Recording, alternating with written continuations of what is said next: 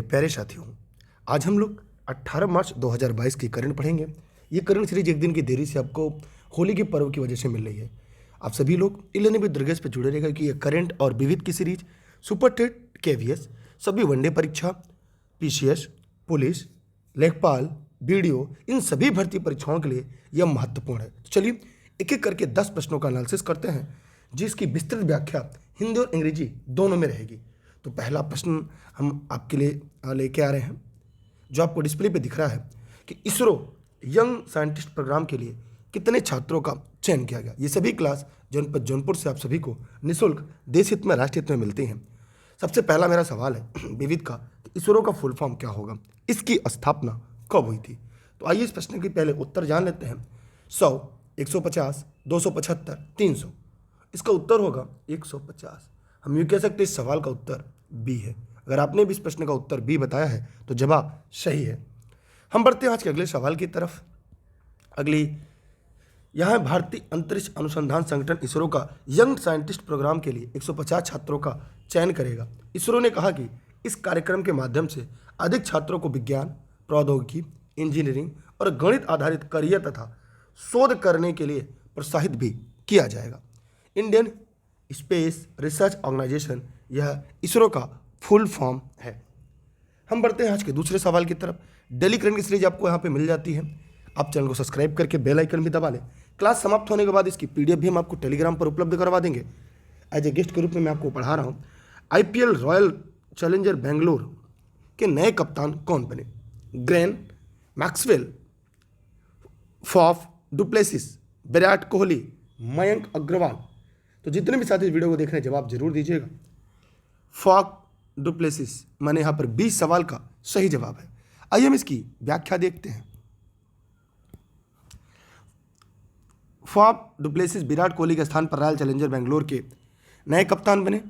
Indian premium league IPL के 15वें संस्करण का आयोजन 26 मार्च 2022 को शुरू किया जाएगा। इंडियन प्रीमियम लीग का पहला संस्करण 2008 में खेला गया था। अगला है सवाल आपके सामने, किस राज्य के स्थित भारत का पहला मेडिकल सिटी इंद्रायणी मेडिसिटी स्थापित होगा? जम्मू कश्मीर, तमिलनाडु, महाराष्ट्र, कर्नाटक। जी हाँ, इस प्रश्न का उत्तर होगा महाराष्ट्र। आइए हम इसकी व्याख्या की तरफ बढ़ते हैं।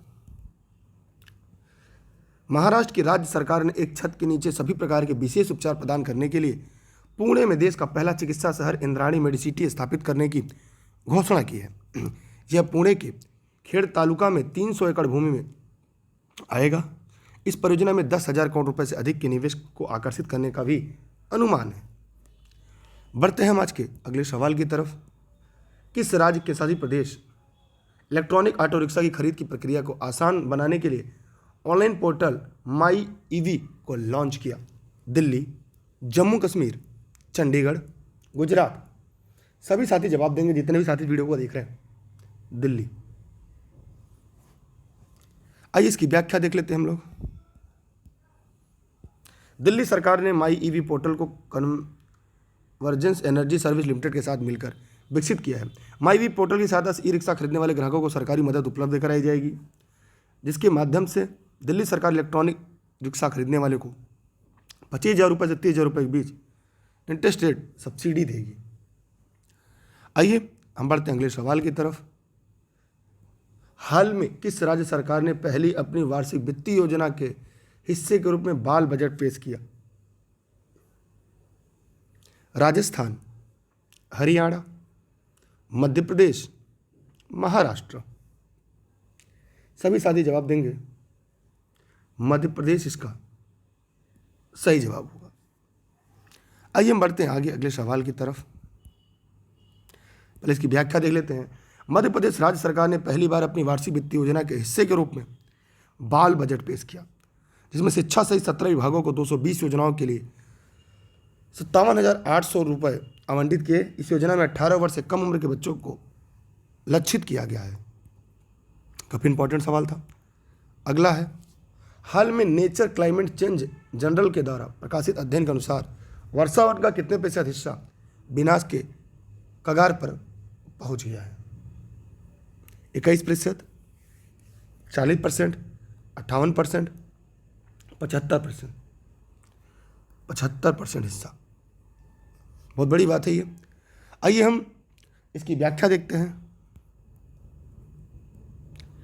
30 वर्षों के उपग्रह डेटा और सांख्यिकीय उपकरणों का उपयोग करते हुए शोधकर्ताओं ने पाया कि अमेजन वर्षावन का लगभग 75% हिस्सा विनाश की ओर बढ़ रहा है। यह वर्षावन कार्बन सिंक की बजाय कार्बन स्रोत बन सकता है। इसका मतलब है कि कार्बन का भंडारण करने के बजाय वन जितना कार्बन अवशोषित करते हैं उससे अधिक कार्बन छोड़ सकते हैं। हम आगे देखते अगले सवाल की तरफ बढ़ते हैं। 7 मार्च 2000 सॉरी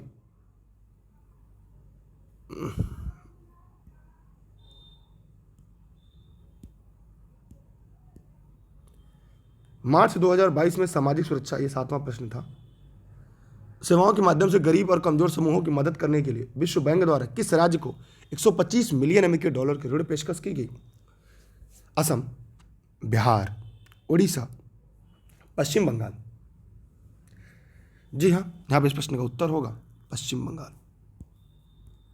आइए हम इसकी विस्तृत व्याख्या देखते हैं।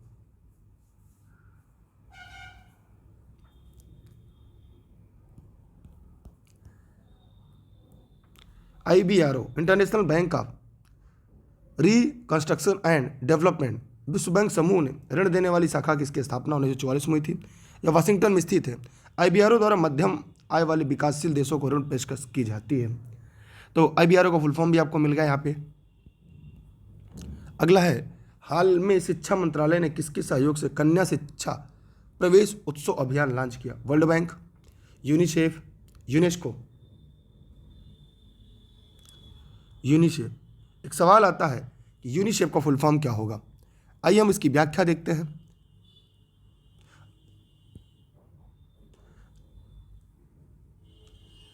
हाल ही में शिक्षा मंत्रालय ने यूनिसेफ के सहयोग से कन्या शिक्षा प्रवेश उत्सव अभियान लॉन्च किया, जो स्कूली किशोरियों को औपचारिक शिक्षा में वापस लाने के लिए है। स्कूल में 11 से 14 साल की उम्र के लड़कियों को के नामांकन और प्रतिधारण को बढ़ाने के उद्देश्य से अभियान शुरू किया गया। आइए आज का 9वां सवाल देखते हैं। हाल में जेंडर संवाद के कौन से संस्करण का आयोजन किया गया? पहले, दूसरे, तीसरे, चौथे। देखिए, इसकी PDF आपको टेलीग्राम पर मिलेगी। आप सभी आज ही टेलीग्राम ज्वाइन कर लीजिएगा, दुर्गेश सर सर्च करके, ई लर्निंग विथ दुर्गेश से।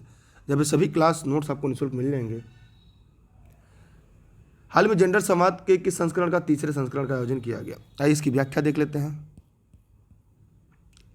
हाल ही में जेंडर संवाद के तीसरे संस्करण का आयोजन किया गया। इसका आयोजन ग्रामीण विकास मंत्रालय द्वारा किया गया। इसमें सभी राज्यों, केंद्र शासित प्रदेशों के 3000 से अधिक राज्य, मिशन कर्मचारियों, स्वयं सहायता समूह के सदस्य ने भाग लिया। यह कार्यक्रम दीनदयाल अंत्योदय योजना राष्ट्रीय ग्रामीण आजीविका मिशन के तहत वर्चुअल रूप से आयोजित किया गया था। आज का आखिरी सवाल आपके सामने है।